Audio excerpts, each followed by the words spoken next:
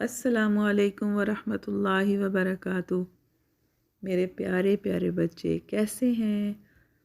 آج ہم جو دعا پڑھنے جا رہے ہیں، سیکھنے جا رہے ہیں، وہ ہے گھر میں داخل ہونے کی دعا۔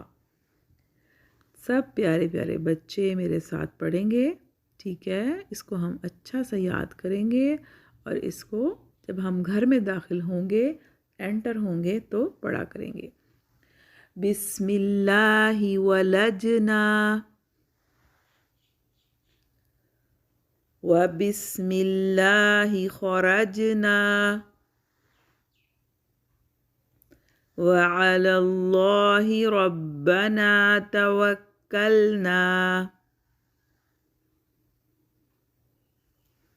بسم اللہ ولجنا وبسم اللہ خرجنا وعلى اللہ ربنا توکلنا بسم اللہ ولجنا، اللہ کے نام کے ساتھ ہم گھر میں داخل ہوئے یا ہم داخل ہوئے، ٹھیک ہے؟ اللہ کے نام کے ساتھ ہم داخل ہوئے۔ وَبِسْمِ اللَّهِ خَرَجْنَا، اور اللہ کے نام کے ساتھ ہم نکلے۔ وَعَلَى اللَّهِ رَبَّنَا تَوَكَّلْنَا، اور اللہ پر ہی جو کہ ہمارا رب ہے ہم نے بھروسہ کیا۔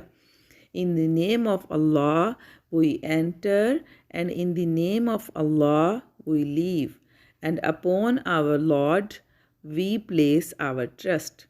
ٹھیک ہے؟ اس کا مطلب یہ کہ ہم اللہ کا نام لے کے جو بڑی برکتوں والا ہے، بڑی رحمتوں والا ہے، اس نام کے ساتھ ہم نکلے، اسی داخل ہوئے، اسی کے ساتھ ہم نکلے تھے، اور اللہ پر ہم نے بھروسہ کیا تھا، اسی پر ہم نے ٹرسٹ کیا تھا، ٹھیک ہے؟ کہ وہی ہمیں ہر شر سے بچائے گا۔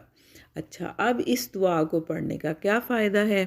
جب ہم گھر میں داخل ہوتے ہیں اور اللہ کا نام لیتے ہیں، اور آپ کو پتہ ہے رائٹ فٹ اندر رکھتے ہیں، جب ہم گھر میں داخل ہوتے ہیں تو کون سا پاؤں اندر رکھتے ہیں؟ رائٹ والا، دایاں پاؤں، ٹھیک ہے؟ تو اس کا کیا فائدہ ہے؟ اس کا فائدہ یہ ہوتا ہے کہ جب ہم اللہ کا نام لیتے ہیں تو جو شیطان ہے نا، وہ ہمارے ساتھ ساتھ چل رہا ہوتا ہے، وہ ہمارے ساتھ ساتھ باہر سے آ رہا ہوتا ہے، لیکن جب وہ ہم اللہ کا نام لیتے ہیں تو وہ بھاگ جاتا ہے۔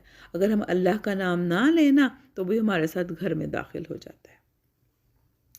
بلکہ ایک حدیث کا مفہوم ہے کہ شیطان جو ہے، وہ شخص جو بسم اللہ پڑھتا ہے، اللہ کا نام لیتا ہے اور گھر میں داخل ہوتا ہے، تو شیطان اپنے ساتھیوں سے کہتا ہے، اپنے جیسے اپنے فرینڈ سے کہتا ہے کہ اب ہم اس گھر میں رات نہیں گزار سکیں گے، اب ہمیں کہیں اور جانا پڑے گا۔ تو اس طرح پھر ہم شیطان کے شر سے ہمارا گھر جو ہے وہ صاف ہو جاتا ہے، پاک ہو جاتا ہے، ٹھیک ہے؟ تو اب ہم نے آئندہ سے یہ دعا یاد کرنی ہے، یہ دعا، اور جب ہم نے گھر میں انٹر ہونا ہے تو ہم نے یہ دعا انشاءاللہ پڑھنی ہے۔